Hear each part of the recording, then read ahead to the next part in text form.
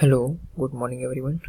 I am Heman Mehta, and in today's session we are going to discuss about the filter. First, let's say what is a filter. Filter is a small program that runs on the server before the solid or JSP page with which it is associated.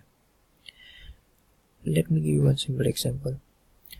Let's say you are residing in the India, and from the India you are requesting for Amazon.com.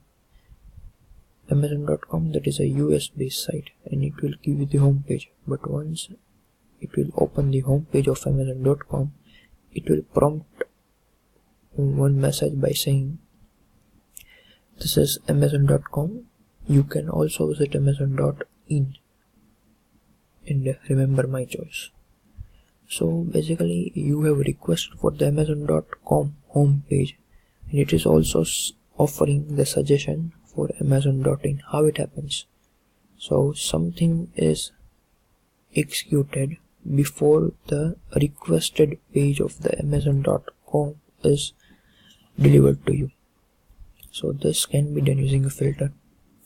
Filter can be attached to one or more servlets or JSP pages that can examine the request information going into these resources, meaning whenever a client is going to send the request, what are the parameters are being forwarded included during the request that can be observed and can be manipulated before actually invoking the requested resource. Filter can invoke the resource in the normal manner. Filter can invoke the resource with the modified request information. It can also invoke the resource but modify the response before sending to the client.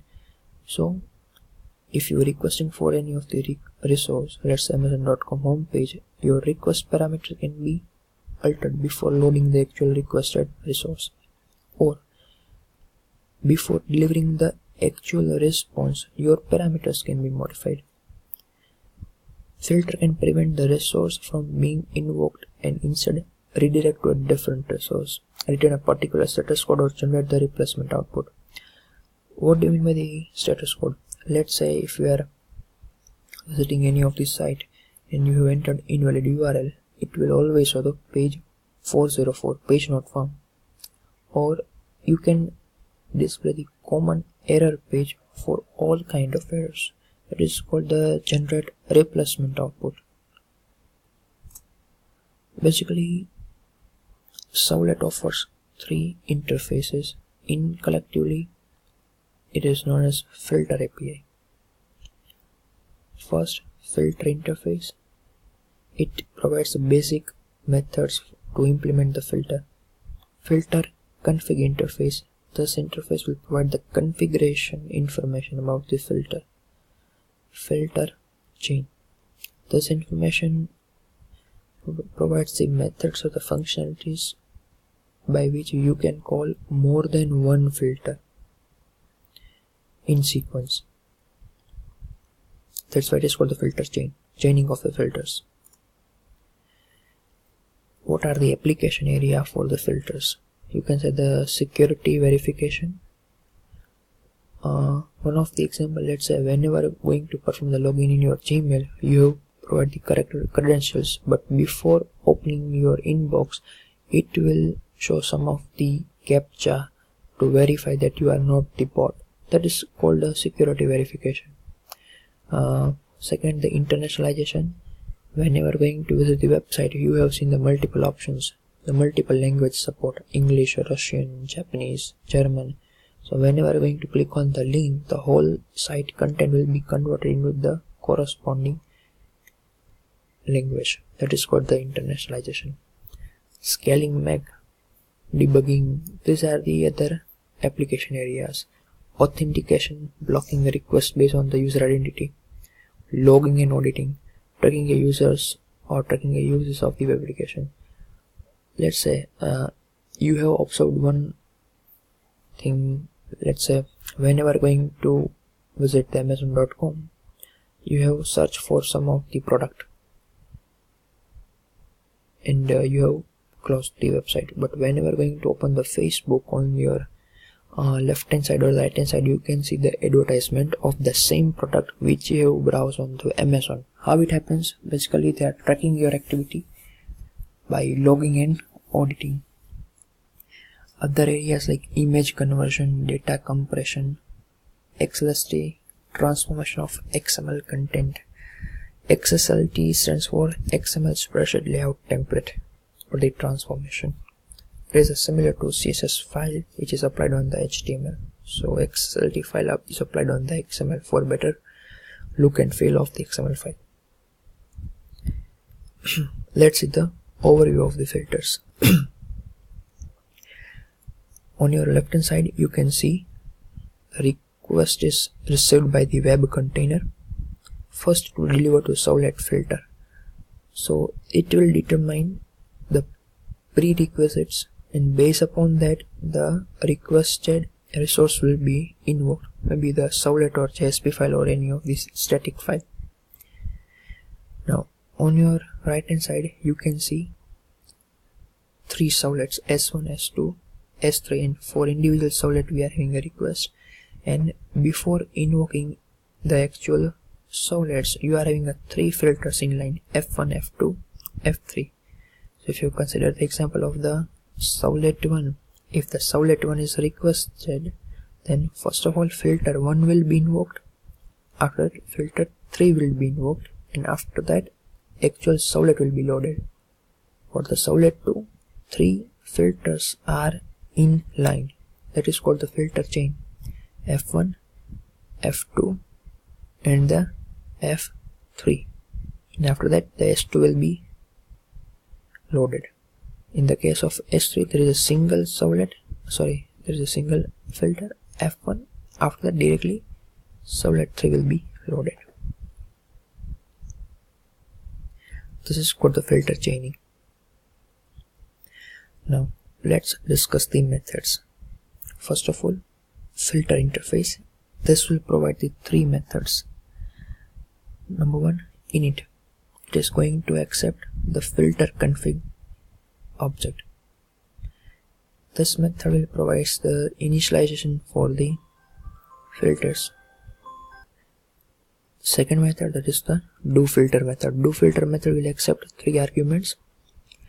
1, servlet request interface object REQ.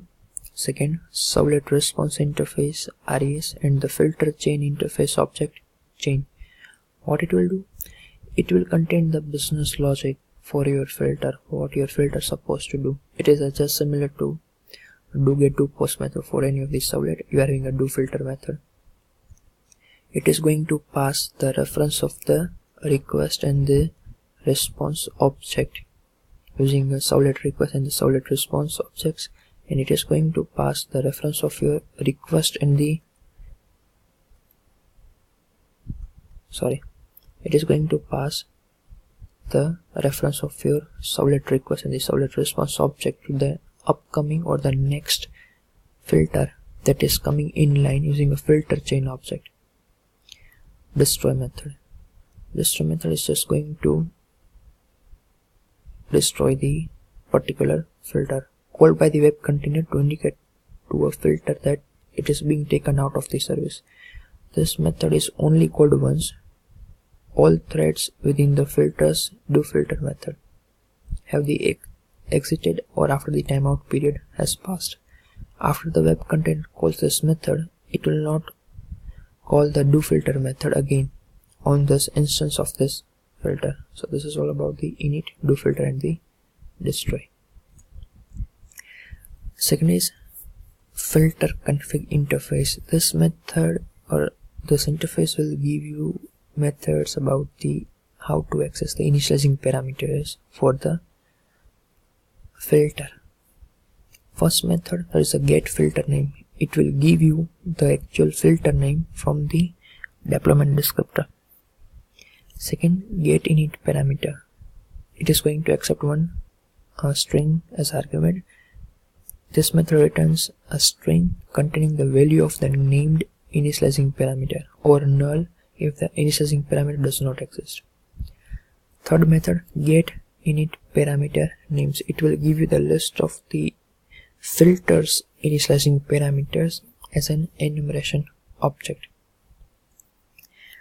Third, there is a get servlet context. It will give you the servlet context object for the corresponding servlet. The last is a filter chain method. It is having only single method, that is a do filter. It is going to accept two arguments, servlet request and the servlet response interface objects. This method causes the next filter in the chain to be invoked, or if it's calling the filter is the last filter in chain, causes the resource at the end of the chain to be invoked. Meaning, let's say if we're having two servlets, two filters, and after the servlet, so it is going to point out the next upcoming filter or the last servlet that is available in line. Now, filter. This is the configuration details that you can provide in the web.xml file or the deployment descriptor. You can write down the filter and the filter mapping. Inside filter, you are having a filter name and the filter class, and the filter mapping, filter name, and the URL parent. If you observe this code, filter element and the filter mapping, it is just like the servlet. You can just replace the servlet with the filter. So filter name, that is the internal name of the filter. Filter class, that is actual class name. Filter mapping, that is the internal filter name, and the URL pattern for the same.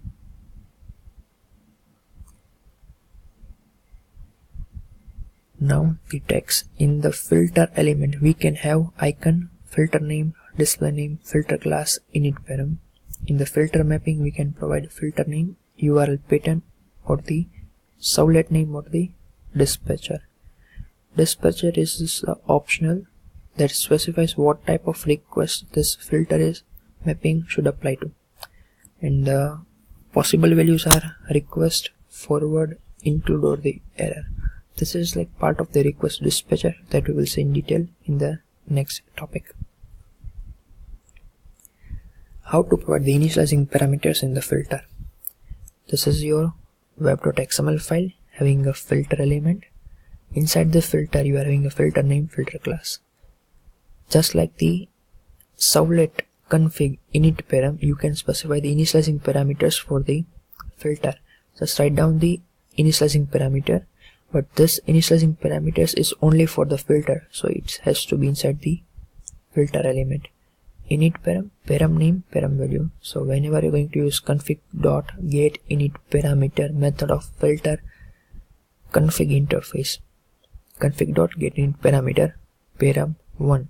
So this will give you the output from the param value from the init param that is available inside the filter, because this initializing parameters are for the filter.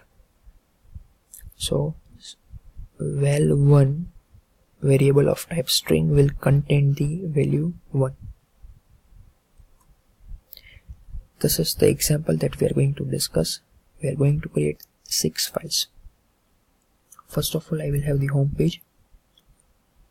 In the home page, I am going to provide some of the details as an input.